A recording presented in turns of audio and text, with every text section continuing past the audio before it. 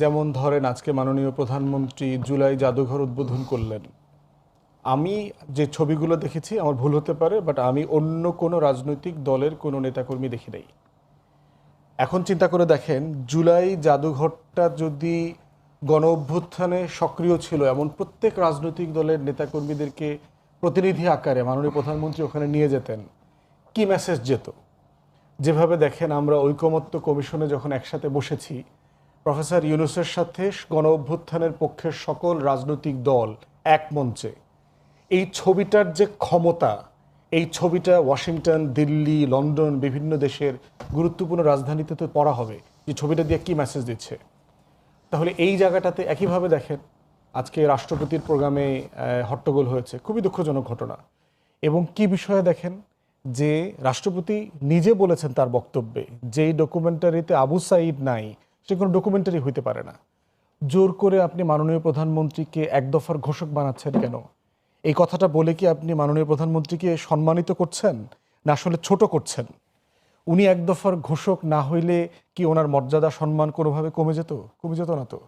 তাহলে কি পরিকল্পিতভাবে টোটাল ব্যুরোক্রেসির ভিতরে একটা আওয়ামী গুপ্ত শ্রেণী কাজ করতেছে, যারা গণ অভ্যুত্থানের শক্তিগুলোর ভিতরে ক্যাওয়াস লাগাচ্ছে, একজনের বিরুদ্ধে আরেকজনকে খেপায় তুলছে? অপ্রয়োজনীয় কাজ কিন্তু। এবং সেখানে বিদেশিরা ছিল। এটা কি পরিমাণ অসম্মানজনক আমাদের দেশের জন্য। রাষ্ট্রপতির সামনে এই হট্টগোল হলো, এরপরে হচ্ছে সব কূটনীতিকরা বের হয়ে গেল, এবং এরপরে একটা দুটো রাজনৈতিক দল ওয়াকআউট করলো। মানে সব মিলিয়ে এই ক্যাওয়াসটা তো অ্যাভয়েড করা যেত যদি সরকার একটু বুদ্ধিমত্তার সাথে কাজগুলো করতেন। এর আগে আমরা দেখেছি মাননীয় প্রধানমন্ত্রীর একটা প্রোগ্রাম প্রেজেন্ট করতেছে আওয়ামী আমলের সিআরআই এবং জুলাই গণ অভ্যুত্থানে অ্যাক্টিভলি জয়ের হয়ে পুতুলের হয়ে ক্যানভাস করছেন সেরকম একটা মেয়ে। আপনার মাননীয় প্রধানমন্ত্রীর প্রোগ্রাম প্রেজেন্ট করবার লোক নাই, বিএনপিতে জাতীয়তাবাদী ব্লকে মেয়ে নাই, হাজার হাজার মেয়েরা কি ছাত্রদলের পলিটিক্স করছে না বিএনপিতে? তাহলে দেখেন যে আসলে আমরা শিখছি কি না। এইটা আমার কাছে মনে হয়েছে যে আসলে ক্ষমতা আমাদেরকে অন্ধ করে দিচ্ছে, এবং এইটা আমরা চাই না। মাননীয় প্রধানমন্ত্রী কিন্তু বারবার বলছেন যে রাজনৈতিক সহনশীলতা, চেয়ার থেকে আগুন আসতেছে, আমরা যেন ভুলে না যাই। এই বিষয়গুলো প্র্যাকটিসে দল আকারে সরকার আকারে প্র্যাকটিস করছেন কিনা। হ্যাঁ, এবং এটাই তো আমাদের সবচেয়ে বড় শিক্ষা, যে 17 বছরে হাসিনা যা যা যেভাবে যেভাবে করেছে, আমি এটা ওইভাবে করব না, ওইভাবে বলবো না, ওইভাবে উত্ত্যক্ত করব না, ওইভাবে বিরোধী দলকে নাই করে দেওয়ার চেষ্টা করব না। এইটা করতে পারলে যেটা হইতো সেটা হচ্ছে যে জুলাইটা যে সবার, এবং এটা নিয়ে আমি একটু কথা বলবো আপনার বিরতির পরে, যে গত 3-4 দিন যে আওয়ামীপনা দেখলাম ইনফ্যাক্ট ক্যাম্পাসগুলোতে, এবং এইটা সবার জন্য লজ্জাজনক। ফাইনালি তো আমরা পাইছি জনই পদত্যাগ করে গেছেন। সেই অর্থে যদি দুদু ভাই বলছে অন্য একটা কথা, সেটা নিয়ে আমার বিতর্ক নাই। একজন প্রধানমন্ত্রী পদত্যাগ করার পর তিনি কতটুকু রাষ্ট্রীয় নিরাপত্তা সুবিধা কিংবা সরকারি পরিবহন ব্যবহারের অধিকার রাখেন, আইন কি বলে? দেখেন, আমি দুদুভাইয়ের সাথে একমত। হাসিনা পদত্যাগ করে নাই, করার প্রয়োজন হয় নাই, এবং পদত্যাগ করলে যেটা হবে সাংবিধানিক অনেকগুলো কনসিকুয়েন্সিয়াল কোয়েশ্চেন অ্যারাইজ করবে। তাকে পদচ্যুত করানো হয়েছে। গণ অভ্যুত্থানের কনসিকুয়েন্স হচ্ছে কেউ পদত্যাগ করে না, তাকে পদচ্যুত করতে হয়। তাকে এরপরে হচ্ছে পাল্টা ইস্যুগুলো আসে যে এরপরে আসলে কি ঘটবে। এবং দেখেন যে হাসিনা মোটামুটি 1-2 তারিখে সে বুঝে ফেলছে যে তার পক্ষে আসলে ক্ষমতা থাকা সম্ভব না। এবং ফোন কনভারসেশন যেটা আসতেছে দেখবেন যে হাসান মাহমুদকে সে বলতেছে, তার সর্বশেষ বিদেশমন্ত্রী, যে সব অস্ত্র তো ব্যবহার করলাম, লাভ তো হইতেছে না, আর কত মানুষকে মারবো, মানে আর মাইরা তো ক্ষমতা থাকতে পারবো না মনে হচ্ছে। সে নিজেই বলতেছে 2-3 তারিখের দিকে হাসান মাহমুদকে বলতেছে। বিভিন্ন জায়গায় সামরিক বেসামরিক তার যে সোর্স, ইভেন ইন্ডিয়ান বিভিন্ন জায়গাতে তিনি 3 তারিখ 4 তারিখ রাতে পর্যন্ত কন্টিনিউয়াসলি কথা বলছেন। কোনো কোনো জায়গা থেকে আমাকে 2-1 সাংবাদিক এটাও বলেছেন যে মোদিকে সে পর্যন্ত মোদির কাছে মেসেজ পাঠাইছে ইন্টারভিন করবার জন্য। সে মনে করতেছে যে ইন্টারভেনশন ছাড়া এখানে তার পক্ষে থাকা সম্ভব না। ভারত থেকে বলা হয়েছে একটা স্বাধীন রাষ্ট্রে ইন্টারভিন করতে হলে তো আমাকে জাতিসংঘকে জবাবদিহিতা করতে হবে, একটা যৌক্তিক কারণ বলতে হবে যে আমি কোনোভাবে আহত হয়েছি কিনা রাষ্ট্র আকারে। এবং পরবর্তীতে যেটা হয়েছে, সেনাবাহিনীর যখন দরবার হয়ে গেল 3 তারিখে, জুনিয়র অফিসারদের যে মিটিং হয়ে গেল, এই মিটিংয়ের কনক্লুশনে তখন তারা আওয়ামী লীগ হাসিনা মোটামুটি বুঝে ফেলছে যে আসলে এইটা আর কন্টিনিউ করা সম্ভব না। তখন আপনি দেখবেন ডক্টর জয়শঙ্করের স্টেটমেন্ট যদি আপনি মিলায় পড়েন, ইন্ডিয়ান পার্লামেন্টে যে সে স্টেটমেন্ট দিল হাসিনা পালিয়ে যাবার পরে, যে তার সেফ প্যাসেজের জন্য আমাদেরকে রিকোয়েস্ট করা হয়েছে, এবং তখন তারা ক্রস পার্টি মিলে বসে আলোচনা করে সিদ্ধান্ত নিয়েছে হাসিনাকে তারা সেফ প্যাসেজ দেবে, এবং মোদির পক্ষ থেকে জানানো হয়েছে যে আমরা ইন্টারভিন করতে পারবো না, কিন্তু আমরা আপনার সেফটি সিকিউরিটি এনশিওর করার জন্য চেষ্টা করতেছি। তাহলে বিষয়টা হচ্ছে যে মানে গ্র্যাজুয়ালি সিচুয়েশন এমন জায়গায় গেছে, আমাদের আর্ম ফোর্সেস থেকে শুরু করে গোয়েন্দা সংস্থা মোটামুটি বুঝে ফেলছে 24 ঘন্টার বেশি আপনাকে আর কন্টিনিউ করার মতো অবস্থায় আমরা নাই। এই যে ভলাটাইল, এই যে মানে লাভার মতো পরিবেশ গরম হয়ে গেছে, এটাকে আমরা আর হ্যান্ডেল করতে পারবো না।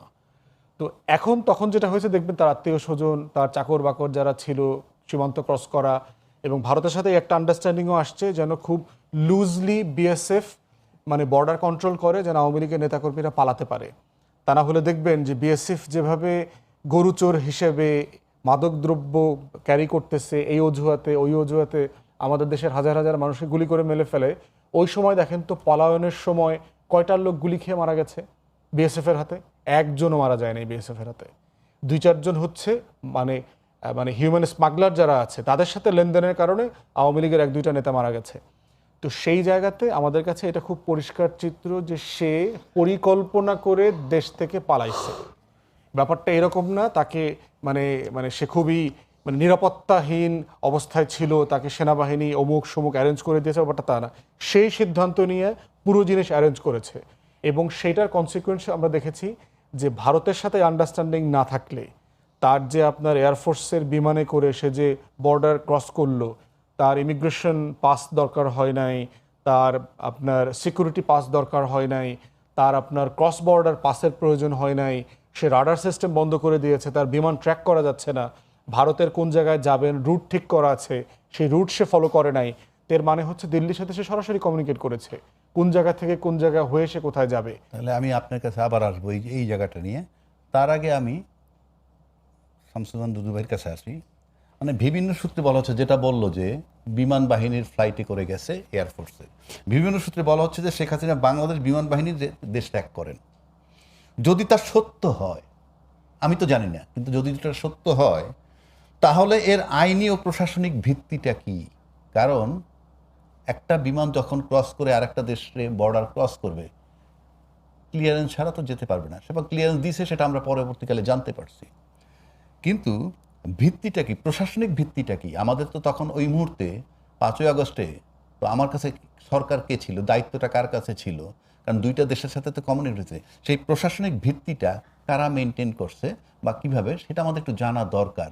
আপনার কাছে জানতে চাই। আমি একেবারে গভীরের কথা বলতে পারবো না, এতটুকু বলতে পারবো যে শেখ হাসিনা যেখানে জীবন রক্ষা করার অর্থাৎ বেঁচে থাকার প্রশ্নে দেশ ত্যাগ করছেন, সেটাকে পালিয়ে যাওয়া অথবা মানে অন্য দেশ তাকে নিয়ে যাওয়া, যেভাবে ব্যাখ্যা করি না কেন, এই জায়গায় ভারত সরাসরিভাবে মানে যেহেতু শেখ হাসিনা আমার বিবেচনায় তার পুরো শাসনকালের সময়টাই, বিশেষ করে আওয়ামী লীগ কখনো এই দেশের জনগণের সঙ্গে তারা সম্পৃক্ত ছিল না। ভারত, আওয়ামী লীগ এবং মানে একেবারে পুরোপুরিভাবে শেখ মুজিব এবং শেখ হাসিনাই ছিল।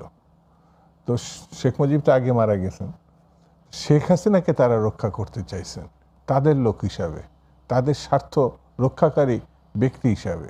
এটা আমার কাছে মনে হয়েছে।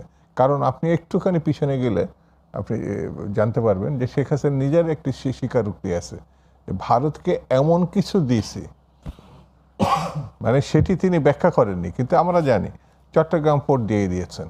কারণ তিনি নিজে স্বীকারোক্তি দিয়েছেন যে যখন প্রশ্ন উঠেছে ওই চট্টগ্রাম পোর্ট ব্যবহার করে আমরা কতটা আর্থিক লাভবান হয়েছি, যেমন সিঙ্গাপুর এক পোর্ট দিয়ে ধনী দেশ হিসাবে সারা বিশ্বে চেয়েছে। তো উনি শেখ হাসিনা উত্তরটা কি, বন্ধুর কাছে টাকা নেওয়া একটা লজ্জার ব্যাপার না? আপনার মংলা ফোর্ট বিনা পয়সায় ব্যবহার করছে ইন্ডিয়া। তো আর আভ্যন্তরীণভাবে এই দেশকে তারা উপনিবেশে রূপান্তরিত করেছিল। মানে শেখ হাসিনা বলতো, শেখ হাসিনা পররাষ্ট্রমন্ত্রী বোধহয় সিলেটি ভদ্রলোক, যে আমার একটু জিজ্ঞাসা করে নি বহিষ্কার করা, এমনকি সাজা দেওয়া, এই ঘটনাগুলো সেই সময় এই বাহিনীগুলোর মধ্যে একটা আতঙ্কজনক পরিস্থিতি তৈরি করা হয়েছে। এই যে মিস্টার ওয়াকার, এখনকার যিনি সেনাপ্রধান, তার সময় নিকৃত কিন্তু সেনাবাহিনী প্রধান হয়েছেন। তো ওয়াকার সাহেব তার কিছুটা বোধ আত্মীয় হবেন। সেই সময় যারা ছিলেন, মানে এটা কতটা যৌক্তিক কতটা অযৌক্তিক সেটা পরের প্রশ্ন, তারা তার সেই সুবিধাটা দিয়েছে জীবন রক্ষার অর্থে। আমি যেসব জায়গায় কথা বলেছি এই একটা জিনিসই বেরিয়ে আসছে যে সাবেক প্রধানমন্ত্রী হিসাবে তাকে রক্ষা করার জন্য, এমনকি তখনকার যে লিডারশিপটা এখন হয়তো নাই সেনাবাহিনী বা আইন শৃঙ্খলা বাহিনীর ভিতরে, সেটা সরাসরি ভারত কর্তৃক নিয়ন্ত্রিত হতো বলে অনেকেই দাবি করছে, অনেকেই বলছে। তো সেই সময় তো পরিবর্তন হয় নাই, উনি চলে যাচ্ছেন এবং সেট আপটা তো তখন থাকছে। পরবর্তীতে পরিবর্তন হচ্ছে অন্তর্বর্তীকালীন সরকারের সময় হয়েছে। অন্তর্বর্তীকালীন সরকারের প্রধান ডক্টর ইউনূস সাহেবকে ভারত কিন্তু খুব ভালো চোখে দেখতো না, কারণ সেই সরকারটি প্রথমে কিন্তু ভারতের বাইরে সিদ্ধান্ত নেওয়া শুরু করে।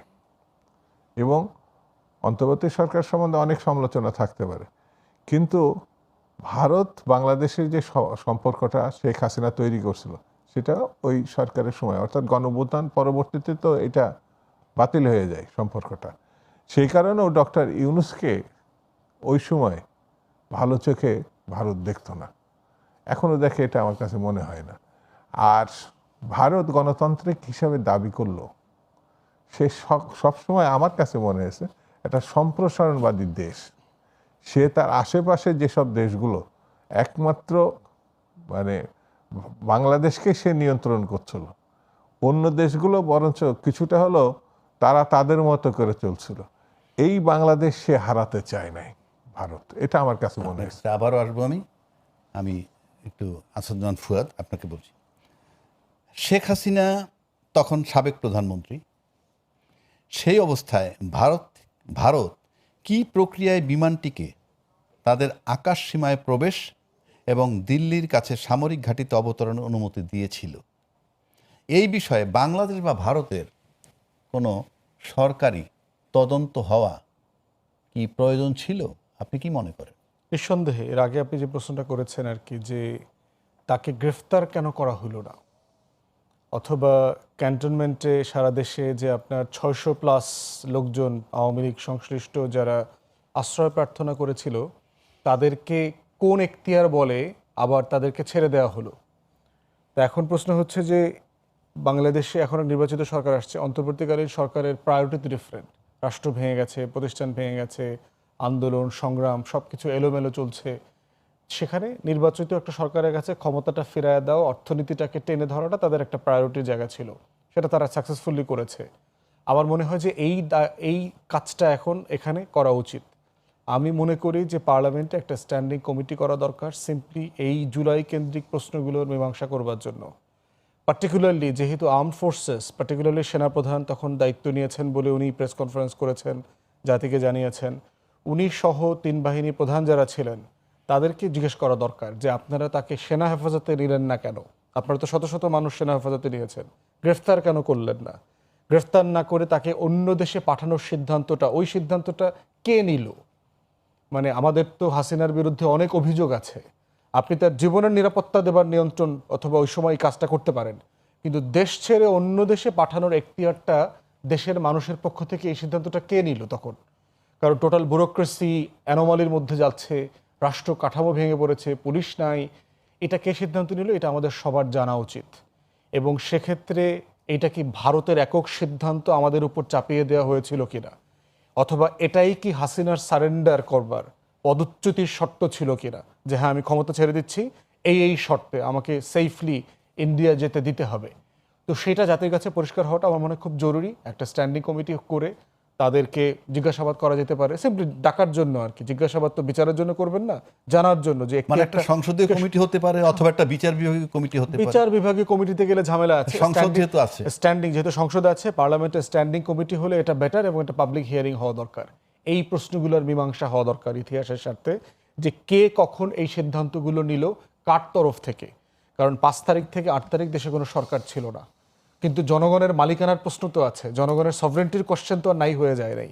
অতএব কারা কারা এই এখতিয়ারটা এক্সারসাইজ করলেন, কিসের বলে এক্সারসাইজ করলেন, কাদের সাথে কনসাল্ট করেছেন, রাজনৈতিক দলগুলোতে ক্যান্টনমেন্টে নিয়ে মিটিং করেছেন, পরবর্তী সরকার কিভাবে গঠিত হতে পারে, শেখ হাসিনাকে কি করব সেই বিষয়ে কি পরামর্শ নিয়েছেন, তার ব্যাপারে কি রাজনৈতিক দলগুলো কোনো পরামর্শ দিয়েছে? অতএব এই প্রশ্নগুলো আমাদেরও জানা দরকার, জাতির জানা দরকার। কারণ আমার ইতিহাসের সবচেয়ে মানে বড় স্বৈরাচার, একটা ফ্যাসিস্ট, তার বিচার করবার সুযোগটা আমরা কেন হারালাম, তাকে কেন অন্য দেশে চলে যেতে হলো, এবং যেই প্রোটোকল দিয়ে নেওয়া হয়েছে এটা একটা এক্সক্লুসিভ মিলিটারি সিকিউরিটি প্রোটোকল আর কি। অতএব সেই জায়গা থেকে এই প্রশ্ন আজকে 2 বছর পর না হলেও পরবর্তী সময়গুলোতে বারবার উঠবে এবং রিজলভ হওয়া জরুরি। আমরা আপনার কাছে আবার ফিরব, তার আগে প্রক্রিয়াটা আসলে বৈধ না ইমার্জেন্সি, মানে এটা বৈধ অবৈধ কোনো ডেফিনেশনে ফেলতে পারবেন না, এবং দুইটার কনটেক্সট ডিফারেন্ট। ধরেন যেই মুহূর্তে হাসিনা পালাচ্ছে ওই মুহূর্তে তো আইসিটিতে তার নামে কোনো মামলা রুজু হয় নাই, তার বিরুদ্ধে কোনো প্রসিডিং শুরু হয় নাই, তাকে মানে ওয়ারেন্ট ইস্যু করা হচ্ছে না, সমন করা হচ্ছে না যে কোর্টে এসে হাজিরা দেন, পুলিশ অথবা স্বরাষ্ট্র মন্ত্রণালয় ইন্টারপোলের সাহায্য যাচ্ছে না যে আমরা আসামিকে ফেরত চাচ্ছি, এই প্রসেসগুলো তো শুরু হয়নি। ওই প্রসেস শুরু হলে পরে এক্সট্রাডিশন ট্রিটি যেটা ইন্ডিয়ার সাথে আছে ওইটা ট্রিগার করে, ওইটার ইনভোক করা হচ্ছে। এখন 5 তারিখ পর্যন্ত আমাদের আলোচনার জায়গাটা হচ্ছে যে আসলে এখতিয়ারের প্রশ্ন, হাসিনা কিভাবে পালাইলো। একটা হচ্ছে যে সে গণভবন ছাইরা নিজে নিজের মতো করে সীমান্ত দিয়ে কাপড় চোপড় চেঞ্জ করে বোরখা পইরা ওই পারে চলে গেছে, যেভাবে আওয়ামী লীগের হাজার হাজার লোক চলে গেছে।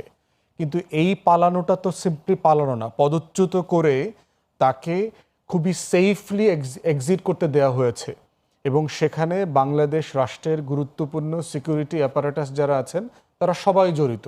সেটা ইমিগ্রেশন বলেন, আমাদের এয়ার সিকিউরিটি যারা মেনটেন করছেন, বর্ডার সিকিউরিটি যারা মেনটেন করছেন, আমাদের কাঠামোগত জাতীয় নিরাপত্তা দায়িত্ব, স্বরাষ্ট্র মন্ত্রণালয় তখন আসলে নাই। ধরেন আমাদের তখন 5 তারিখে ইনফ্যাক্ট যদি রিয়েলিটি দেখেন আমাদের টোটাল সিভিল ব্যুরোক্রেসি অলমোস্ট নাই সেখানে। এবং তখনকার আমাদের এখনও সেনাপ্রধান যিনি আছেন উনি কিন্তু ব্রিফিংয়ে তাই বলেছেন, দায়িত্ব এখন আমার, আইন শৃঙ্খলা সব কিছু ম্যানেজ করা, রাজনীতিবিদরা সিদ্ধান্ত নেবেন, এগুলো বলেছেন।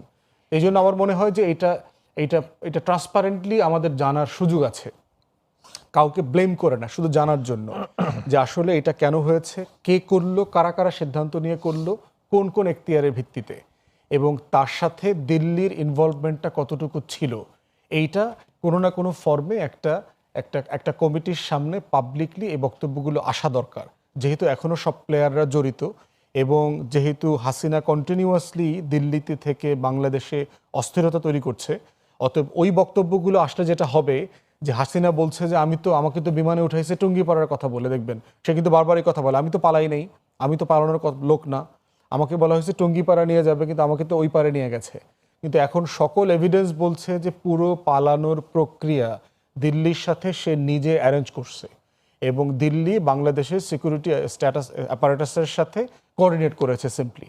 অতএব সেই জায়গায় এই জিনিসগুলো একটা পাবলিক হিয়ারিংয়ের মতো করে এই জায়গাগুলো পরিষ্কার করে ফেলা দরকার যে আসলে আমাদের ফরেন পলিসি ইন্টারভেনশন, আমাদের defence security, national security compromise হাসিনার আমলে কতটুকু হয়েছে, হাসিনার সাথে দিল্লির সম্পর্কের মাত্রা, গভীরতাটা বোঝার জন্য এই ঘটনাটা একটা সিরিয়াস ডাইসেক্টিং দাবি করে।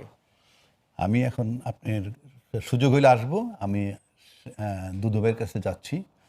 দুদুবের কাছে আমার একটা প্রশ্ন হলো এই যে ঘটনাগুলো আমরা আলোচনা করলাম সেটা কিন্তু 5 তারিখে ঘটছে সব যে আলোচনা করলাম, এবং 5 তারিখ থেকে যে 8 তারিখ পর্যন্ত যে সময়টা, এই সময়টার ভিতরে নির্বাহী ক্ষমতাটা কার উপরে ন্যস্ত ছিল এটা যেমন একটা প্রশ্ন। ন্যস্ত না থাকলে কেউ তো নির্বাহী ক্ষমতাটা চালাইছে, তা না হলে তো এই কথোপকথন যোগাযোগ এটা তো হয়নি। এটা কার উপরে ন্যস্ত ছিল, 1। আর 2, যদি ফাইনালি শেখ হাসিনা এখন দেশে ফিরে এসে আইনের মুখোমুখি হতে চান তাহলে রাষ্ট্রের ভূমিকা কি হওয়া উচিত, যেহেতু আপনার দল ক্ষমতায় আছে? প্রথম কথা বলি, আইনগতভাবে শেখ হাসিনা ভারতে যায় নাই।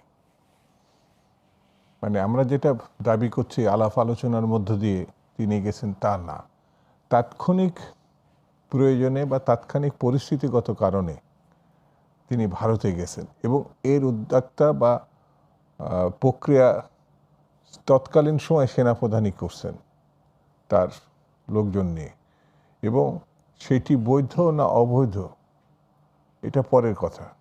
উনি এখান থেকে পদত্যাগ করে গেছেন এটাও আমরা জানি না। উনি নিজেও দাবি করছেন তিনি পদত্যাগ করেননি, ওখানে গিয়েও কিন্তু এই কথা বলেছেন। তাহলে পরে তিনি প্রধানমন্ত্রী হিসাবে অবৈধভাবে অন্য একটি রাষ্ট্রে গেছেন, ওই রাষ্ট্র আবার তাকে গ্রহণ করছে।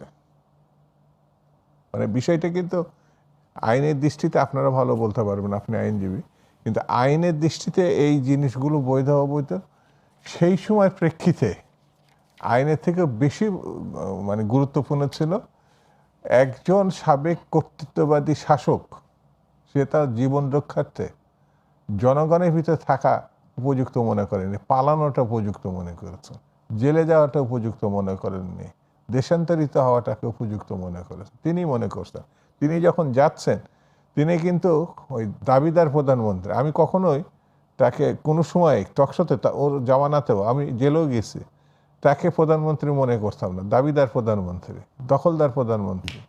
এই রকম একটি ব্যক্তিকে ভারত প্রতিনিয়ত প্রতি সময় পর্যন্ত রক্ষা করছে, কারণ তারা ভারতের স্বার্থ রক্ষা করছে এই সরকার প্রধান হিসাবে শেখ হাসিনা। সেহেতু শেখ হাসিনার প্রতি কৃতজ্ঞতা বশত বলেন অথবা অতীত কর্মকাণ্ড বলেন বা ভবিষ্যতের কারণে বলেন, সেরা শেখ হাসিনাকে রক্ষা করতে চাইছে ভারতীয়।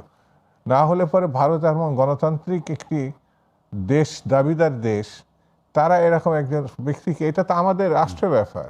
যেমন ভারতের মোরারজি দেশাইকে আমরা যদি এইরকম পরিস্থিতি উদ্ভব হতে হয় নাই এই যে গত সময়, তাহলে কি আমরা ঠাঁই দিব? নাকি নেপাল একমাত্র হিন্দু রাষ্ট্র, তারা তাকে আশ্রয় দিবে? এটা প্রশ্ন দেখা দিবে। কিন্তু তো উনি শেখ হাসিনা আইনগতভাবে যান নাই, আর আমাদের যে কোনো লোক বর্ডার ক্রস করলে তাকে গুলি করে অথবা জেলে নেয়।